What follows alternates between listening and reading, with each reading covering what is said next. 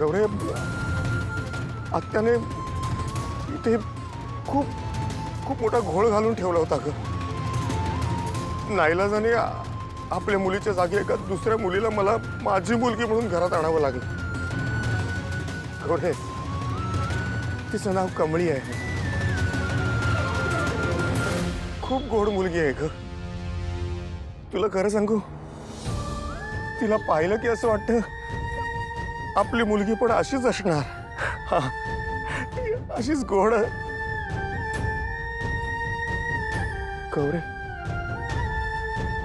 आपली मुलगी कुठे आहे? आपल्या मुलीचं नाव काय आहे गौरे? बोल ना. किती बी इच्छा असली तरी बी मी खरं काय हाय ते सांगू शकत नाही हो. गौरे, आपली मुलगी कुठे आहे? तिचं नाव काय आहे? ती कुठे असते? आत्ता कुठे आहे ती? ती गावी आहे की तुझ्या बरोबर आली इथे?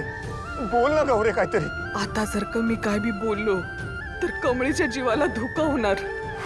नाही नाही, मी माझ्या पोरीचा जीव असा धोक्यात नाही घालू शकत. गौरे,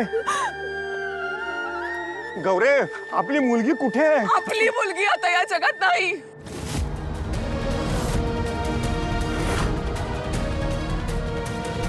नाही,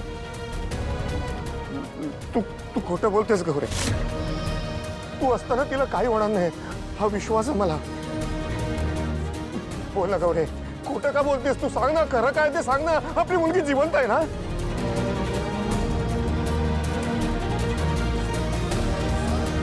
मी खरं तेच बोलतोय. आज इतकी वर्ष झाली तुम्ही अजून बी जुन्या गोष्टीतच अडकून राहिलाय. पण मी समज सोडून पुढे निघून आलोय. आता पूर्वीसारखं काय बी राहिलं नाही राजे. आता ना आपली मुलगी राहिली ना मी तुमची गौरी राहिलो. जेव्हा तुम्ही मला सोडून गेला होता ना, मला वाटलं होतं आता समज संपलं. त्यानंतर कळलं का तुमचं लगीच झालंय. मला लई वाईट वाटलं. पण जगावं तर लागतं ना माणसाला. मी बी शिकलो. त्यानंतर एका ठिकाणी कामाला लागलो. तिथला मालक लई चांगला माणूस होता. त्यानं मला आधार दिला. हळूहळू तो माझ्या प्रेमात पडला. मी त्याच्या संग राहू लागलो आणि त्यानंच माझी काळजी घेतली.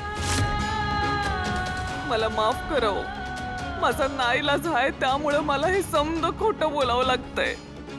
खरं आई तुळजाईची शपथ घेऊन सांगतो, आज मी माझ्यावर फक्त आणि फक्त तुमचाच अधिकार आहे. खरं नियतीचा योग कसला खेळ चाललाय बघा. आता तुम्हाला आम्हा दोघांनी बी इसराय पाहिजे. आपल्या पोरीच्या भल्यासाठी हेच करायला पाहिजे.